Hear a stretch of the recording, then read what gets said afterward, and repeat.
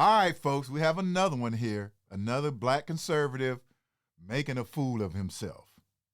And we know, you guys know how I feel. Now listen, we're nobody's fool, but I paid the fool.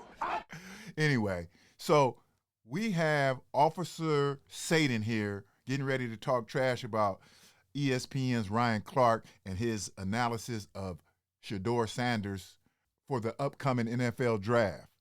But we all know this man has said some things about black people because that's what he mostly criticized. Here we go again. I don't understand. Is it the money? Is it the We know you don't understand a lot of things. fame? Is it the television? Ryan Clark has literally lost his mind in activism. At least he had one to lose. Stop. Okay. In my personal opinion, if I saw Ryan Clark to his face and he asked me, "What do you think about?" But you're an activist, a fake activist at that. When I say fake, meaning that what you're saying means it actually have no substance.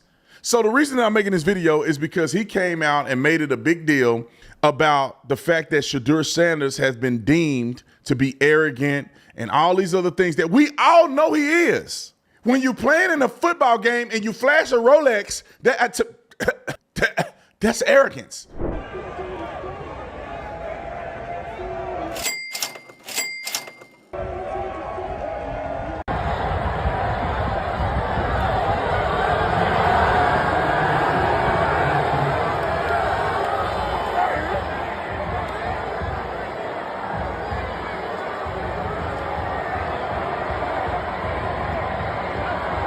Well, you got a gold chain that probably costs a couple $100,000 while you playing in the game, throwing interceptions. You have no pocket presence, throwing the ball up like Brett Favre in his final years.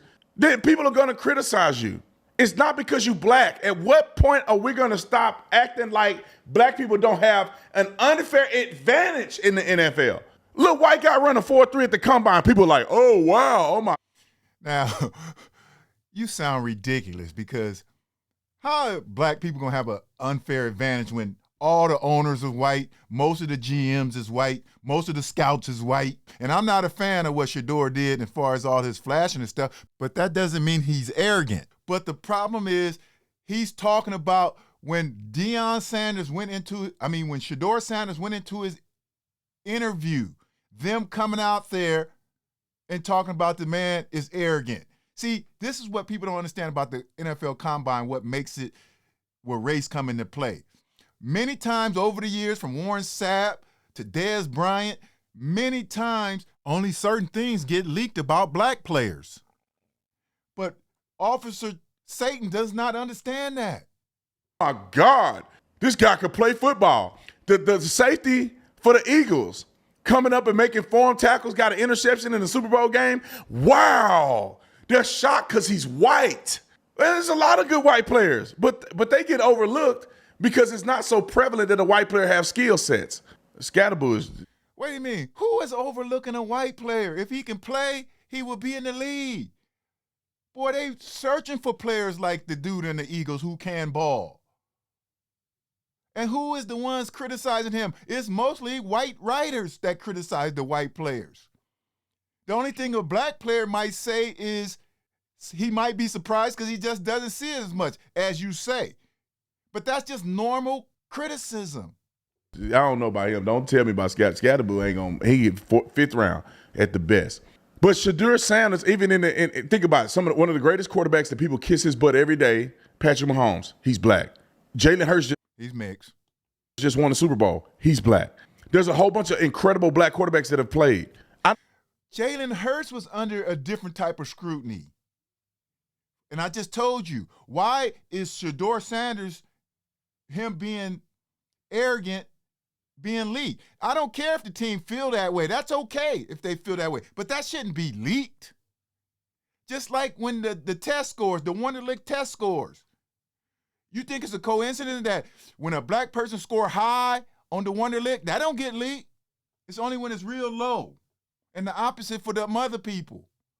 I don't know why we come to this. I'm going to play this clip in 1 second. I don't know how we get to this point. You have to be incredibly disingenuous to think that it's legitimized racism that black quarterbacks are black quarterbacks or black athletes who play quarterback are not quarterbacks because of the color of their skin.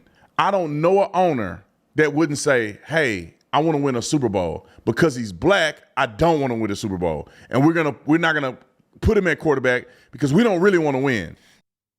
That's not the argument, bonehead. The argument is the criticism is different for black quarterbacks. Of course, they should be criticized just like anyone else, but the criticism is different. No different from coaches. If a black coach is doing well, they call him a player coach.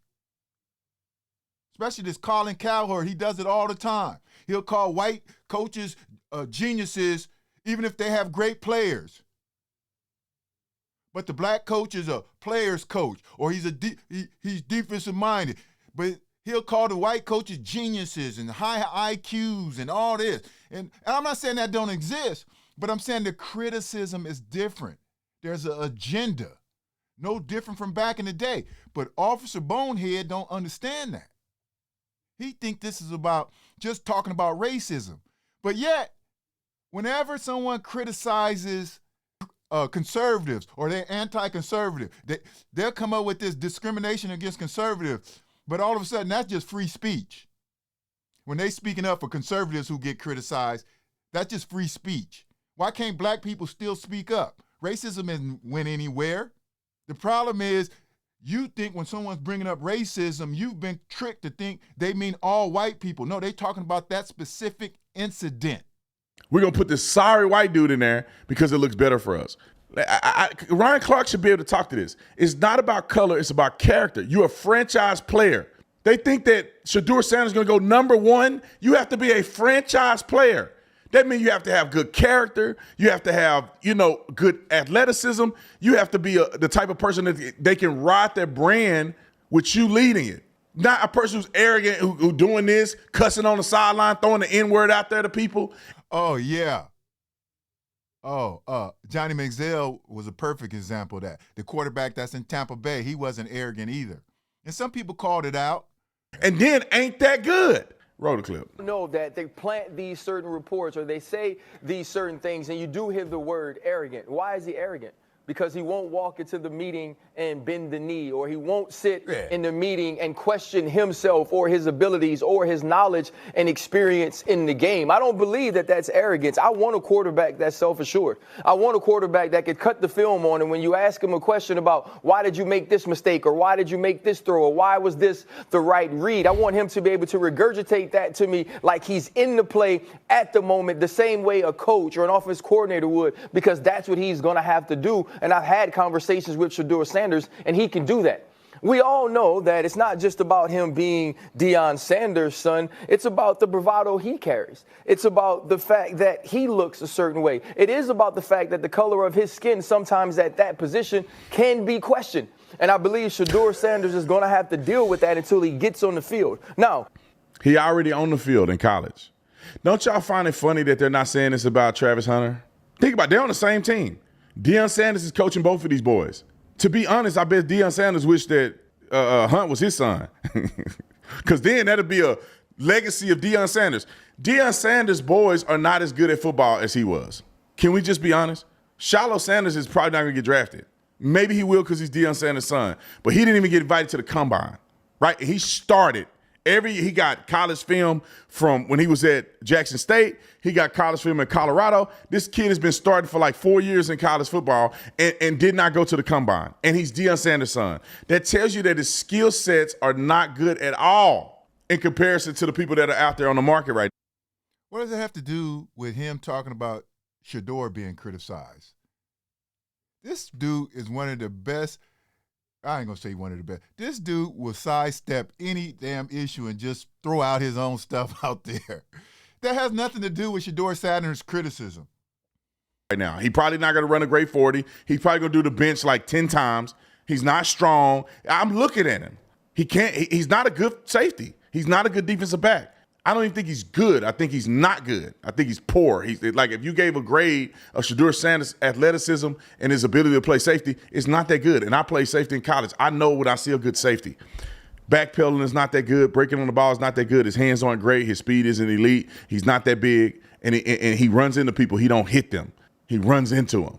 Hitting people is when you hit them and they get hurt. Running into them is when they ain't looking and you ram into them. And now you fall, they fall, and then you get up like, bro, you took the brunt of that. You should have seen him in that game that they played against Kansas State. If you go back and look at the Kansas State highlights last year when they played Kansas State, Shedeur Sanders, I mean not Shedeur, but Shedeur Sanders was just getting worked. It was the most embarrassing performance of safety I've ever seen. How did we get to Shiloh? This motherfucker. He doesn't understand the criticism is different. I guarantee you a white person, a white quarterback, or a white player, when they get interviewed in those pre-draft interviews, I guarantee you a white person has never been asked, well, I don't want to guarantee, who knows what the NFL teams do, but it wouldn't be leaked, is your mama a hooker? Whether she is or not, right? A black person got asked that. And I don't fault the NFL franchise for asking this because they're getting ready to pay this person millions. My issue is what Officer Bonehead doesn't understand is what gets leaked. We should have never known that the team asked Dez Bryant that back in 2010. Okay, we should have never known that. In 2010 pre-draft interview, Dez Bryant got asked, was his mother a prostitute? Now, whether the NFL thought that was relevant or not, I'm not going to question them because they're getting ready to pay this man millions of dollars.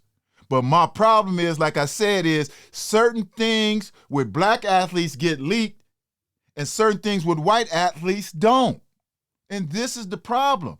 And it doesn't mean white people racism. It just means the people in the position of power have an agenda. And it's always to make black people look bad. I don't understand why Officer Bonehead don't get that.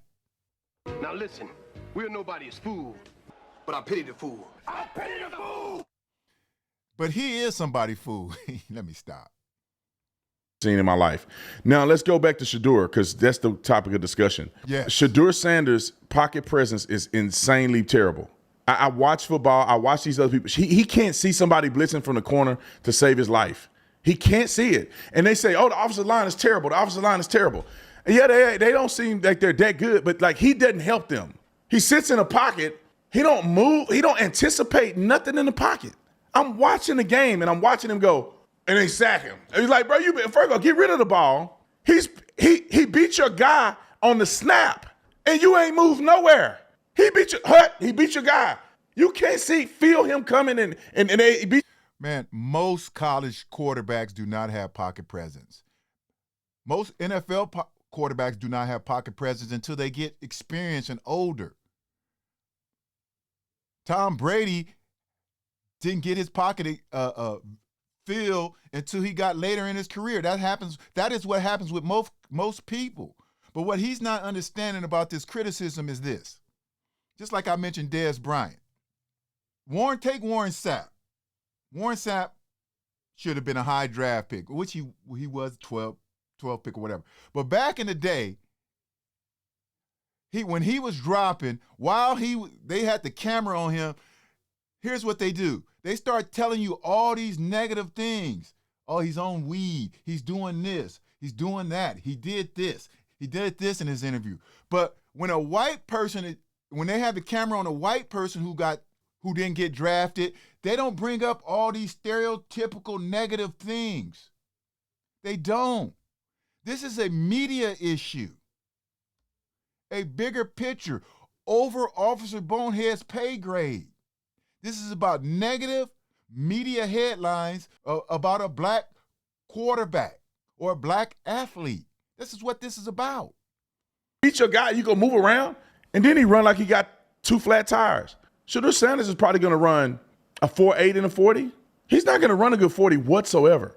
And if he was like Deion, he could run a 4.2 in a 40 and he was a quarterback, ladies and gentlemen, he would be the number one pick. But he can't run. He doesn't make great decisions, and he's arrogant as F. And here we go when he doesn't make great decisions. That's one of their biggest things. That's what they do. That's the whole point. And they got this puppet to say all these things. Officer Satan. He doesn't make good decisions. There's a lot of quarterbacks that do not make good decisions, especially at that age. But they don't bring up the mental abilities of white players. And if they do, if they bring that up, then he's really slow, like Terry Bradshaw. Okay, this is not about black quarterbacks being historically barred from the NFL. They have all the opportunity to be an NFL quarterback. This is not that. He's trying to make it out like the criticism is about Shedeur Sanders' ability. That's not the issue, man. What is wrong with you? That is not the issue. And the fact that he's still thinking this is about opportunities, skill sets, and all that, this is about stereotypes, hidden agendas that most people on the right have no clue. They have no clue what really goes on in this country. They don't even like this country, folks. People on the right don't like this country. They only like the opportunities this country give to them. That's all they love, folks. Money. Can a coach trust that you can be a franchise player? Can you lead a team to victory? Are you going to be an off the field issue? Can you actually compete in the NFL? And I'm gonna make this prediction because this video has been going long. I'm gonna make this prediction. Shedeur Sanders will not have a good NFL career. I just know, unless something turn around for him. Because your friends gonna make sure it doesn't happen. Because most of them owners is to the right too. They all to the right. I cannot imagine Shedeur Sanders playing in the NFL when these guys are running 4-5s around the corner, defensive ends are coming in and just mashing people, that he can endure on a good team. Because you got to think about this. When you get drafted number one, you're not getting drafted to a good team. You're getting drafted to the worst team in the NFL. And Shedeur Sanders complaining about the offensive line in college, in the NFL as the first pick, he has no chance. Yeah, I'm going to tell you what I think, man. Imagine hearing a guy like this who spends his entire platform demonizing people who look like him. How can you even trust a person like that? And like I said, it's okay to criticize individual people. If he'd have just made this about Shedeur Sanders, but instead of making this about Shedeur Sanders criticism, bringing in all these other things, making it white and black. White and black people are treated differently in this country. Okay? That's the bottom line. Now, that doesn't mean in every situation is racism. A lot of people have stereotypes in their subconscious mind. I don't understand why he doesn't understand that.